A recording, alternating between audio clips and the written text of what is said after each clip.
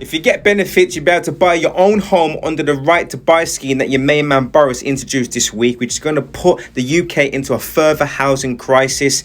This is your weekly property news. Yes, sir. First of all, this is nothing new. Margaret Thatcher did this way back in the day. He's just doing this to save his own ass because he knows the general elections are approaching and he needs another reason to celebrate. Now, statistically, it said 17% of the houses that are rented are from social housing or housing association. Now, the good thing about this is that those who are in the 17%, they're entitled to a discount, a big discount on the property, up to 70% of the market value. And you don't need a deposit because the equity in that property could be used or will be used as a deposit. The rule of thumb is the longer you've been in your council house, the bigger reduction that you get. The bad thing is councils are already in short supply of properties and they've got thousands upon thousands of people in temporary accommodation already. So where does that leave them?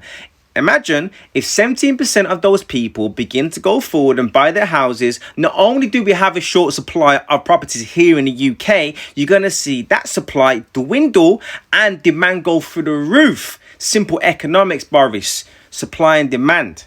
And I didn't go to no private school neither. I got secondary education. But let's think about it, right? If the price go through the roof, which we are experiencing right now in the economy, people are going to struggle even further to get on the ladder. And then people who have the money, such as the big banks who know what's going on with Lloyds and John Lewis and all that, which I'll show in the next clip, they're going to begin to start buying up the property and renting it out to you. So John Lewis could be your new landlord. They are building to rent, not sell, just rent. There are pros and cons, you know, the tenancy agreements are going to be longer than your standard ones, from 6 to 12, probably even longer. And you can just go downstairs and get your milk and all that. The bad thing is it's really beginning to show the wealth separation between the rich and the poor. But we've hit another record.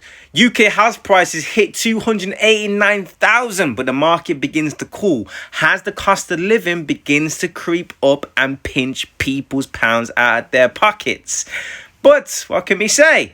We knew this was coming. However, the interest rates will begin to rise because we need to tame inflation. So banks may restrict their lending and slow down the market because how else do other people buy property? For more tips like this, follow Property with Keenan. Yes, sir.